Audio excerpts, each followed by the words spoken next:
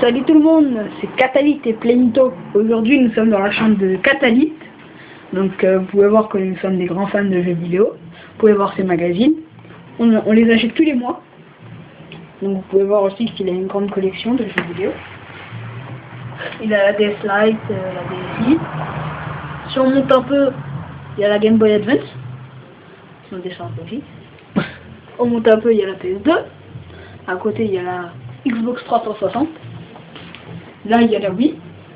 Et enfin, assez ancienne, mais elle reste pas mal, la GameCube. La télé est assez petite, c'est un inconvénient. Mais elle est pas mal pour jouer aux jeux vidéo, c'est suffisant. Disons. Voilà, maintenant je vais vous laisser la parole à Catalyt. On va voir ce qu'il a à dire. Salut tout le monde, nous on est des vrais fans de jeux vidéo. Donc là, cette vidéo c'est pour présenter ma collection. Donc on va vous faire des tests sur tous nos jeux vidéo. Donc bientôt il y aura la chambre de Plenito. Donc voilà, pour l'instant, voilà.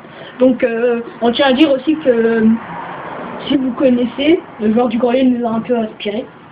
Voilà. Un peu beaucoup parce que c'est grâce à lui qu'on a voulu faire nos vidéos en fait. Voilà. Si vous connaissez pas, allez voir sur YouTube, vous tapez joueur du grenier, vous regardez ses tests. Donc voilà. Donc là vous pouvez voir déjà qu'on aime bien tester les jeux. Les guides d'achat aussi. On s'inspire pas mal de livres de jeux vidéo comme ça. Regardez là, celui du mois de juin. Et celui du mois de... Ah non, ça c'est celui spécialité. Donc voilà, nous on achète tous les magazines de jeux vidéo, enfin quasiment, tous. Et voilà. Et après on regarde tout ce qu'il y a dedans. Les sites de jeux vidéo aussi nous aident pas mal. Donc voilà. Regardez les jeux, c'est doucement.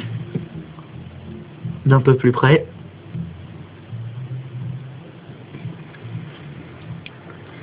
Donc j'ai pas mal de jeux de Xbox. La PS2 j'en ai pas beaucoup parce que ça fait même pas 2 semaines que je l'ai. Les jeux de Wii je les ai tous vendus ou donnés. J'y jouais plus beaucoup. Donc j'ai 2 jeux de PC et je joue très rarement. Parce que je joue plutôt sur les jeux téléchargés. La GameCube j'en ai pas mal aussi de jeux. DS j'ai pas énormément de jeux. Age of Empire, Dragon Quest, La Game Boy Advance, MotoGP, la Game Boy Et Advance. regardez sur la Game Boy Advance on a un adaptateur. Donc dans la Game Boy Advance il y a Power Rangers. Oui.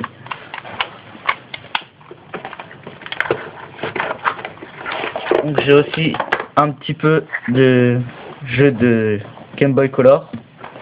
Donc là Pokémon Rouge. C'était mon tout premier Pokémon. Donc voilà. Voilà. Donc on va vous laisser. Vu qu'on est 2 fans de jeux vidéo aussi, on a 2 manettes pour chaque console quasiment. Exact. Quasiment toutes les consoles. Sauf que la Wii, notre manette on l'a un peu cassée. Donc Ouais. Voilà. Donc n'hésitez pas à laisser des commentaires en bas de la vidéo. nous avons des jeux qu'on n'a pas mis aussi. Je vous les montre. Donc, GTA San Andreas, acheté il y a pas longtemps sur PS2. Et là le reste c'est des DVD. donc les DVD, vous n'avez pas besoin de les regarder. GTA San Andreas pour moi c'est le meilleur de la série. C'est juste le jeu GTA quoi. Donc voilà. Donc là on fait pas encore des tests, on vous montre juste un peu. Donc la prochaine vidéo ce sera un vrai test. Ouais, exact. Donc on aimerait avoir pas mal de public. Ouais. Donc faites de la pub aussi sur les sites de jeux vidéo, les forums, Ouais, voilà, etc. Si vous êtes inscrit bien sûr. Sur ce on a des jeux à tester. Oui. Bon là on va vous présenter 3 Ouais, 3 jeux. 4 jeux. 4 jeux. Donc Crisis 2, Medal of Honor, les Faucons de Guerre sur PS2, Dragon Ball Z Budokai sur GameCube et Pokémon version Heart Gold sur DS. Et sur Wii, on va vous présenter Mario Kart. Oui, c'est un bon jeu. Donc voilà, on va vous présenter ces 5 là pour le moment. Alors, On va commencer par Mario Kart. Alors, un jeu Nintendo sur Wii. Donc, en fait, tout le monde connaît Mario. C'est le grand rival de Sonic. Ouais, c'est un grand personnage des jeux vidéo. Tout le monde le connaît en général. Tous ceux qui ont joué aux jeux vidéo le connaissent. Donc, dans cet opus, faut conduire des voitures. Et c'est de la course, un jeu de course. Pas vraiment des voitures, des cartes. Oui, des cartes. Et des motos aussi. Donc voilà, on va tester ce jeu dans pas longtemps, je pense. Ah oui, aussi on a des pouvoirs, des objets pour grandir. Comme dans tous les Mario Kart. Ouais, pour grandir, les tortues. Et il y a tous les personnages de Mario. Il y a des nouveaux objets aussi qui ont été débloqués. Donc le champignon, il vous fait rendre géant. Le pot, c'est pour que tout le monde soit un peu désorienté. Et le nuage, c'est pour électrifier son adversaire. Tout le monde. Ouais, exact. Donc voilà, ensuite on va passer à Crisis 2. Alors, Crisis 2, développé par Crytek. Alors ce jeu est une tuerie. Les graphismes sont super bien faits. La ville de New York est super bien modélisée. Voir des immeubles tomber, c'est pas tous les jours dans chaque jeu vidéo, quoi. Donc voilà, je trouve ce jeu vraiment... À part le scénario qui est vraiment pas terrible parce qu'il est assez confus. Les graphismes sont super. Les développeurs le disent que c'est le plus beau jeu sur console. Hein. Oui. Regardez là, vous pouvez voir sur la boîte des immeubles explosés, tout ça. Donc voilà, ça c'est l'armure. La nano-combinaison. Donc avec ça, vous aurez plein de pouvoirs comme la furtivité qui rend visible, l'armure qui vous permet d'encaisser moins de dégâts. Et la rapidité. Donc ce jeu est vraiment pas mal.